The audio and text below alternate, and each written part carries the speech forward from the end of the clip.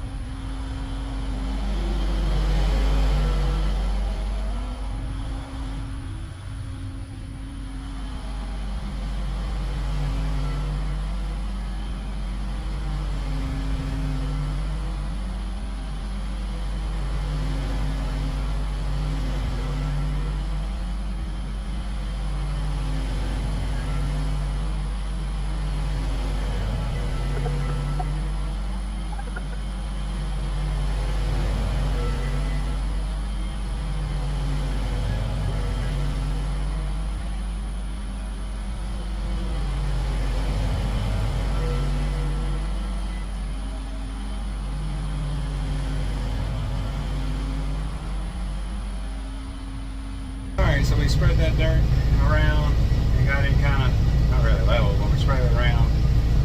I got a bite of dirt right before we got started, and it was very heavy on the front end of the tractor. I guess because all this is dug up, so filling the bucket more. I don't know. But to try to help with that, I got the box blade on the tractor. That should help counterbalance it a little bit. So we're about to find out because I'm about to grab another bite and we'll see how it goes. Alright, let's see how this goes.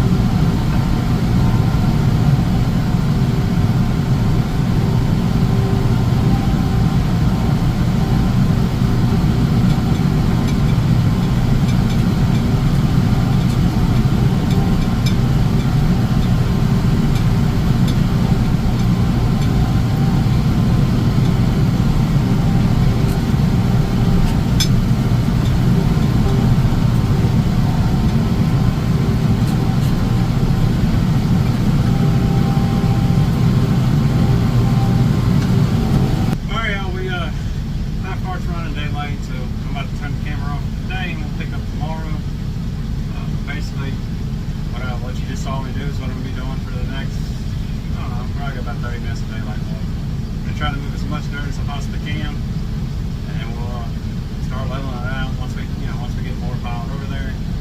Go from there. I will talk to y'all in a bit. All right, y'all. So the following morning, y'all can kind of see how much work I got done yesterday evening. I moved all this dirt and started dragging it back. So the plan now is I'm going to keep bringing on some dirt. I'm going to go ahead and build up this some more, but I did measure it yesterday. I need to go 2 feet further back this way, and I also need to come about 2 to 3 feet further this way. But we're going to get back after it. We're going to keep building this up and get this dirt pad where we want it today. Let's get started.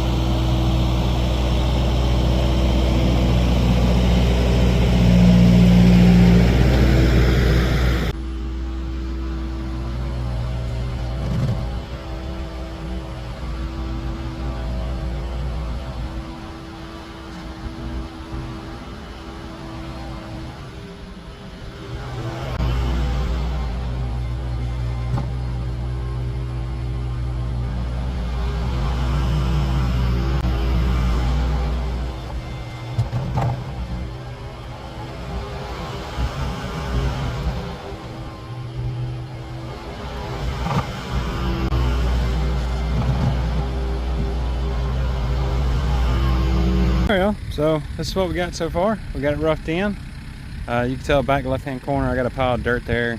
I got it there for a reason. But from front, which is right here by my feet, going back towards the old tractor, is 37 feet. And from left to right, we're at 26 feet. If you recall, our shed's going to be 24 by 35 feet. So it gives us 2 extra feet on each direction. And it makes it a little bit, gives us a little bit more room to play with whenever we go to install the shed.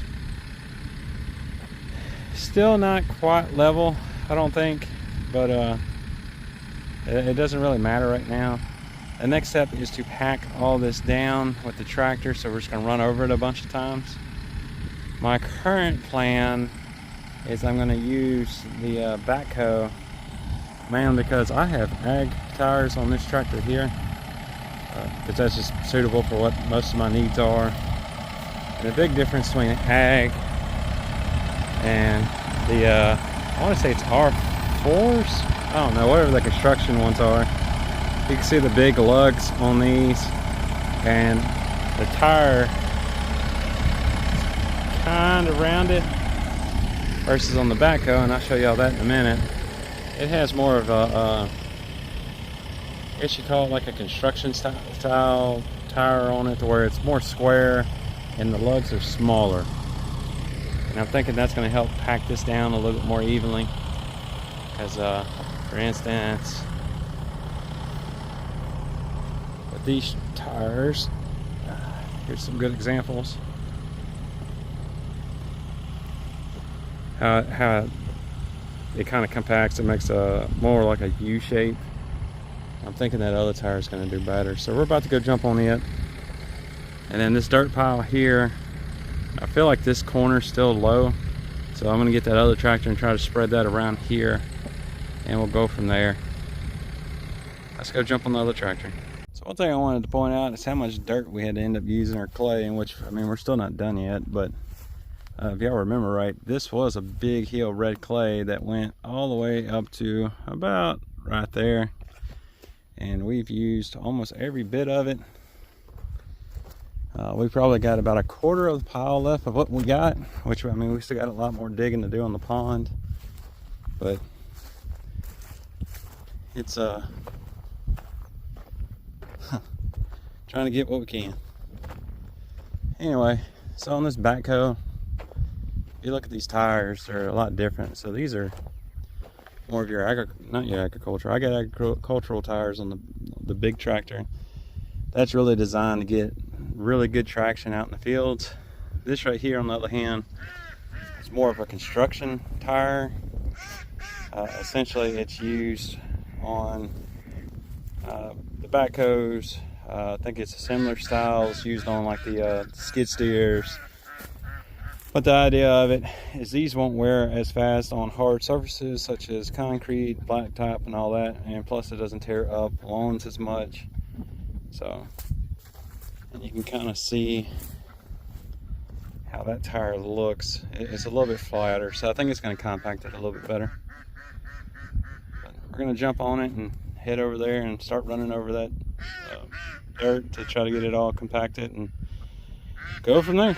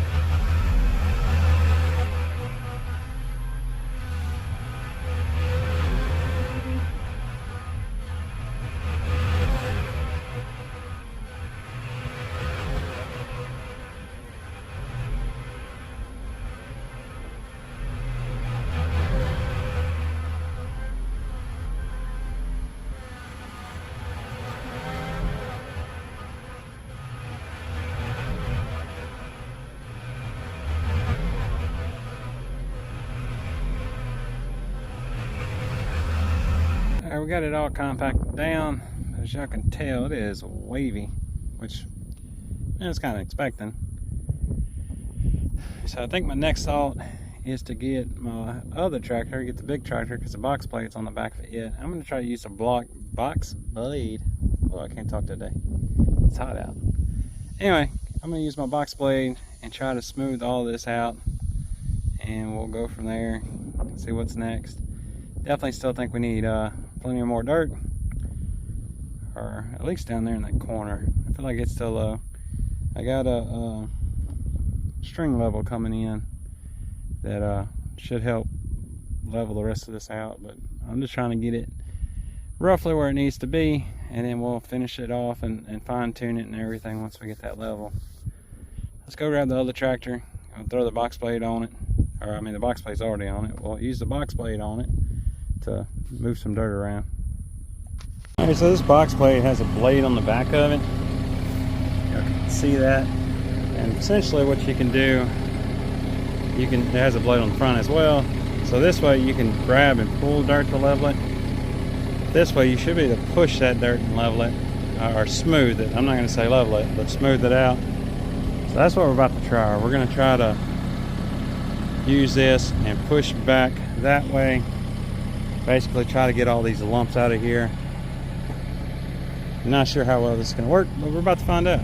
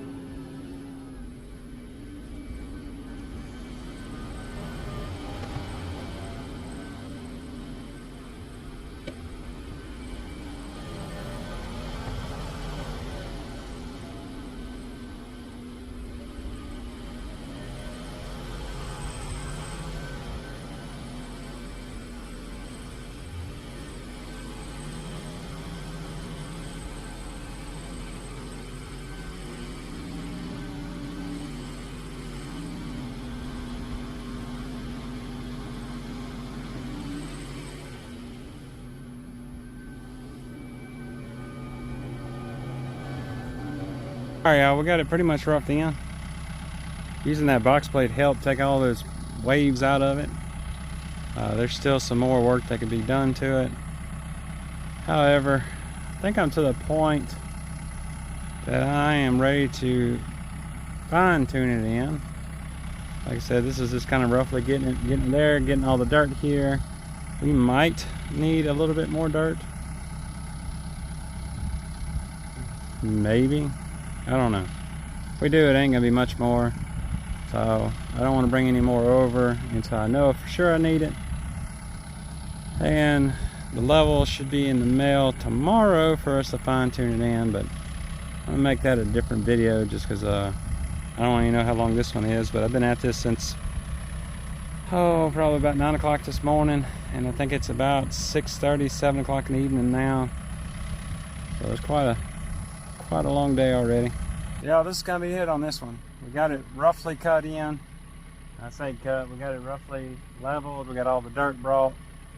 We're kind of to the stage where we need to fine tune it in, so I'm gonna make that step 2 or video number 2 for this project. We'll get those string levels set up, some stakes in each corner, and we'll use those and try to level this thing out really well. Off in the center, I'm not as worried about, because I think what I'm going to do is once I get this level, roughly level, so they can at least build the building, and it ain't got to be perfect. I think it's got to be within like 4 inches or something, but I want to get it as close as perfect as I can. But what I think I'm also going to do is go ahead and order a dump truck load of sand. And so my game plan is to have the shed. We got it roughly in now. The next step would be the fine tuning in, get the levels and get everything as close as we can get it. Then we'll get the shed put on. And then once we get that shed, I'm going to get some sand brought in to put on the inside of the shed and basically drag that or rake that around to smooth it out. And then we're going to go in with some concrete pavers to basically give us a concrete paver floor. Like I said, the doing a full-on concrete floor is like 10 grand. I ain't got that kind of money. That's a lot of money. The shed's already 10,000 itself, so it's a $20,000 project versus now it's concrete waivers and everything, and that's what this shed too. I mean, putting concrete pavers in it, because that's what I want to do there too. We're looking at there was a chicken out here a minute ago. I was kind of looking for it, but anyway. Oh, there she is. She's by the tractor. She was way down there. Anyway, I'm gonna put concrete pavers in both. Get the sand and then shed versus. So that cost for that's probably about 13 grand for everything versus 20,000 if we did the concrete floor in that, and that's just this and not doing anything to this shed. We got it pretty close. I'm pretty excited about it. We really do need more storage, and it's gonna be really nice because I'll have this one to use as a shop. So I look forward to that. Anyway, y'all, thank y'all for joining me on the farm today. We're gonna call it a day here. I will see y'all next time.